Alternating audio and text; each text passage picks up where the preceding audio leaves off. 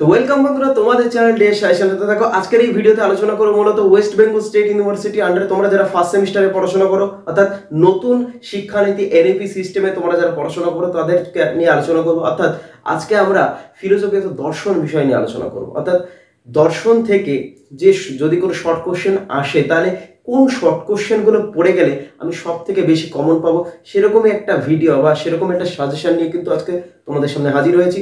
তো বন্ধু, চ্যানেলে নতুন হয়ে থাকলে কিন্তু অবশ্যই চ্যানেলটিকে সাবস্ক্রাইব করে রাখো, পাশের বেল আইকনটি প্রেস করে দিয়ে এবং বন্ধুদেরকে খুব বেশি করে এই ভিডিওটা শেয়ার করে দাও, তাতে তারা যেন একটা সুযোগ পায় এই সমস্ত কোশ্চেনগুলো একটু দেখে যাওয়ার। তো দেখো আজকের এই ভিডিওতে মাত্র 40টা কোশ্চেন রাখবো। এই 40টা কোশ্চেনের মধ্যে থেকে তোমাদের যে শর্ট কোশ্চেনগুলো দেবে তোমরা নিশ্চিতভাবে কমন পেয়ে যাবে। অর্থাৎ ভারতীয় দর্শনের থেকে কিন্তু তোমাদেরকে পরীক্ষাটা নেবে এই ফার্স্ট সেমিস্টার এনইপি সিস্টেমে। এর আগের যে সমস্ত সিলেবাস ছিল সেটা কিন্তু পুরোটাই পাল্টে গেছে এবং এবছরে তোমাদের নতুন এনইপি সিস্টেমে ভারতীয় দর্শন থেকে পরীক্ষা হবে। তো এই ভারতীয় দর্শন থেকে কি কি শর্ট কোশ্চেনগুলো পড়ে গেলে একদম ইজিলি আমি পরীক্ষাতে পেয়ে যাবো, কোনো রকম টেনশন থাকবে না। অর্থাৎ একটা সাপ্লি আটকানোর ক্ষেত্রে কিন্তু শর্ট কোশ্চেন গুরুত্বপূর্ণ ভূমিকা পালন করে। এই শর্ট কোশ্চেন যদি সবকটা কমন পাওয়া যায় তাহলে কিন্তু ম্যাক্সিমামের ক্ষেত্রে অর্থাৎ ম্যাক্সিমাম স্টুডেন্ট কিন্তু এই শর্ট কোশ্চেন থেকে সাপ্লিটা আটকে নেয়। তো আশা করি যে সমস্ত কোশ্চেন তোমাদেরকে দেব অবশ্যই তোমরা কমন পেয়ে যাবে। আর কি কি সাজেশন আছে বন্ধু সেগুলো দেখো না, আর অন্যান্য সাবজেক্টের যে সমস্ত সাজেশনের ভিডিও আছে সেগুলো কিন্তু চ্যানেলে আছে, তোমরা সেখান থেকে গিয়ে দেখে নিতে পারো। আর অবশ্যই আজকের সাজেশনটা দেখে নাও কি আছে সেটা তোমাদের জন্য। তো দেখো বন্ধুরা, এখানে তোমাদের প্রথম প্রশ্নটা হলো সামান্য কত প্রকার ও কী কী। দ্বিতীয় প্রশ্ন বলছে ন্যায়সূত্র ও বৈশেষিক সূত্রের প্রণেতাদের নাম উল্লেখ করো। পরের প্রশ্ন দেখো এখানে কি কি আছে। 3 নম্বর প্রশ্ন বলছে ভূতলে ঘটাভাব প্রত্যক্ষে ব্যাখ্যার কোন প্রকার সন্নিকর্ষ হয়। পরের প্রশ্ন বলছে চারবাক দর্শনে নাস্তিক দর্শন এখনও বলা হয় চারবাক দর্শনকে। পরের প্রশ্ন বলছে দেখো অলৌকিক সন্নিকর্ষ কত প্রকার ও কী কী। এরপরে প্রশ্ন বলছে চারবাক অধিবিদ্যাতে কতগুলি ভূত স্বীকার করা হয় ও কী কী। পরের প্রশ্ন বলছে ঋণ কত প্রকার ও কী কী। এরপরে প্রশ্ন দেখো 8 নম্বর প্রশ্ন বলছে লৌকিক সন্নিকর্ষ কত প্রকার ও কী কী। 9 নম্বর বলছে স্বভাববাদ কী। 10 নম্বর বলছে বিবর্তনবাদ কী। এরপরে আছে দেখো 12 নম্বর প্রশ্ন। 12 নম্বর প্রশ্ন কি আছে বলছে চারবাকরা কেন অনুমানকে প্রমাণ বলেন না। 13 নম্বর প্রশ্ন বলছে বৈশেষিক দর্শনে কত প্রকার পদার্থ স্বীকার করা হয় কী কী। এরপরে প্রশ্ন চারবাক দর্শনে কয় প্রকার প্রমাণ স্বীকার করা হয় ও কী কী। এরপরে প্রশ্ন দেখো বলছে ব্যাপ্তি কী। 16 নম্বর প্রশ্ন বলছে অভাব কত প্রকার ও কী কী। 17 নম্বর প্রশ্ন বলছে দেখো চারবাক দর্শনে আত্মা সম্পর্কীয় মতবাদকে কী বলা হয়। পরে প্রশ্ন বলছে ন্যায় দর্শন ও বৈশেষিক দর্শনের প্রতিষ্ঠাতাকে। এরপরে প্রশ্ন বলছে দেখো বৈশেষিক মতে কর্ম কত প্রকার ও কী কী।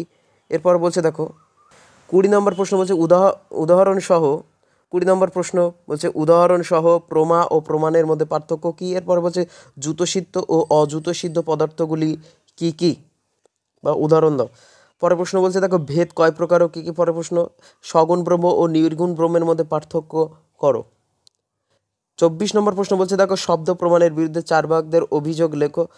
এখানে বানানটা ভুল হয়ে গেছে, এখানে 2টি অভিযোগ লিখতে বলে খুব সম্ভবত। পরের প্রশ্ন দেখো এখানে বলছে স্বার্থানুমান ও পরার্থানুমানের মধ্যে পার্থক্য উল্লেখ করো।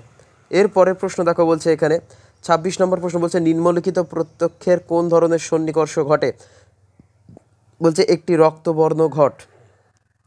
এরপরের যে প্রশ্নটা আছে এটা ইম্পর্টেন্ট, এটা 3টে দিয়েছি একসাথে। দেখো বলছে নিচের অনুমানটির মধ্যে পক্ষ সাধ্য ও হেতুর নির্দেশ করো। কি কি আছে একবার ভালো করে লক্ষ্য করো।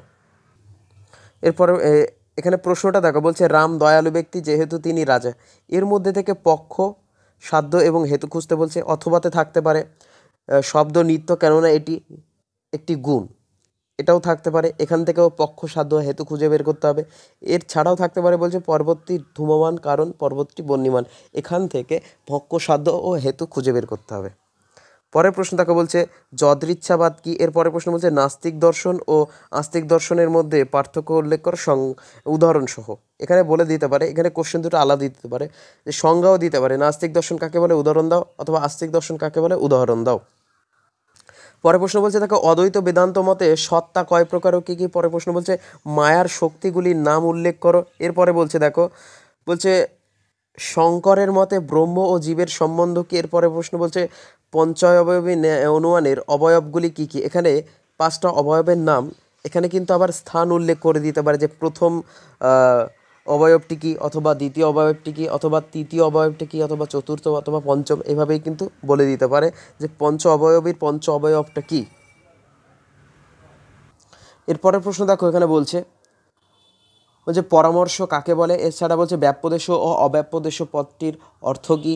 এছাড়া বলছে সামান্য ও জাতির মধ্যে পার্থক্য কী। পরের প্রশ্ন বলছে ব্রহ্মসূত্রের রচয়িতাকে।